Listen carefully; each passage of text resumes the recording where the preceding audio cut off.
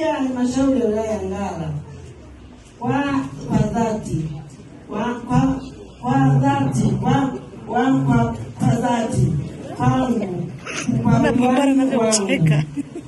na hapa nitahifadhi na nitailinda na kuitetea katiba ya Jamhuri ya Muungano wa Tanzania na sheria za Tanzania, maadili ya udiwani na kanuni za halmashauri kama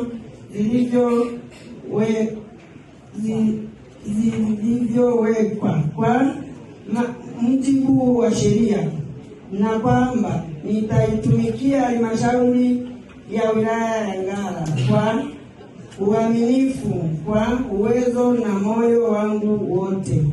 Mwenyezi Mungu nisaidie.